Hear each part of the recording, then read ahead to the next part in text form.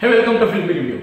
பைரவா இன்னைக்கு 4:30 மணிக்கு ஏஞ்சி தியேட்டர்ல போய் பார்த்தா சான்ஸ் இல்ல. அவ்வளோ ஒரு கிரௌடோட ஒரு எனர்ஜெட்டிக் ஃபீலோட பப்ளிக் என்ட்ரா ஆகி அந்த ஃபர்ஸ்ட் ஆஃப் போட்டு ஃபர்ஸ்ட் ஆஃப் சீன்ஸ் விஜயோடைய ஓப்பனிங் எல்லாம் அப்படி ஒரு ஆடியன்ஸ் கதற இது இல்ல, காதை கிழிற அளவுக்கு இருந்தது.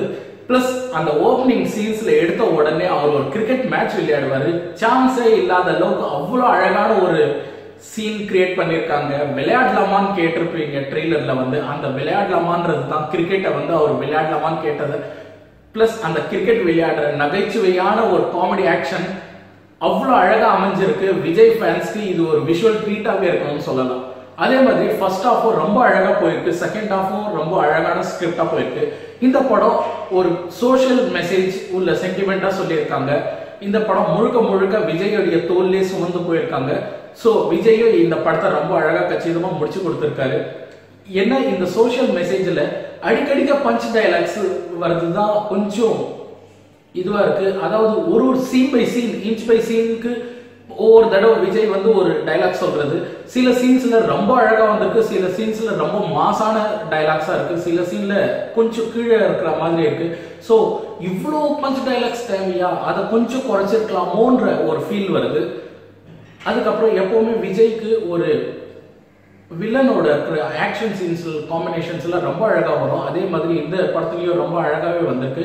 அவங்களுடைய காம்பினேஷன் சீன்ஸ், அவங்களோட ஃபோன் கால்ஸ்ல பேசுறதா இருக்கட்டும், ஆக்ஷன்ஸா இருக்கட்டும், நேர்ல பார்த்து மோதிக்கிற சீன்ஸ் எல்லாமே அந்த அளவுக்கு அழகா வந்திருக்குன்னு சொல்லலாம்.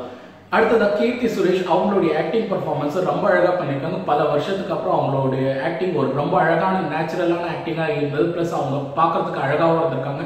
அதனால மொத்தத்துல கீர்த்தி சுரேஷோடைய பர்ஃபார்மன்ஸ் அவங்க ரொம்ப அழகாவே பண்ணி போயிருக்காங்க. அடுத்ததாக நீங்க காமெடி ஜர்னல்ல வர மொட்ட ராஜேந்திரன் அவங்களுடைய இதெல்லாம் பார்த்தீங்கன்னா காமெடி கொஞ்சம் ஆர்டிஃபிஷியலா தெரியுது. அது மட்டும் ஏன் தெரியல, ஒரு காமெடி ஒரு நேச்சுரலாவே இல்லை. அதை மட்டும் பரதன் சார் டைரக்ட் பண்ணும் போதே தெரிஞ்சிருக்கும் இந்த காமெடி எல்லாம் கொஞ்சம் ஆர்டிஃபிஷியலா இருக்குன்றது. அதை மட்டும் அவர் கொஞ்சம் ரிகவரி பண்ணியிருந்தாருன்னா அந்த ஜார்னர்லயோ காமெடியிலயோ ரொம்ப அழகா வந்திருக்குன்னு சொல்லியிருக்கலாம். மொத்தத்துல இது முழுக்க முழுக்க விஜய் தோல்லே எடுக்கப்பட்டது. பாடல்கள் எல்லாமே அந்த அளவுக்கு மாசா இருக்கு. 2-3 பாட்டெல்லாம் ரொம்ப சூப்பர் ஹிட்டா இருக்கு. அதுலயும் வரலாவா பைரவா தியேட்டர்ல ஆடியன்ஸ் ஆடுறது பார்க்கறதுக்கு அவ்வளோ எனர்ஜெட்டிக்கா இருந்தது.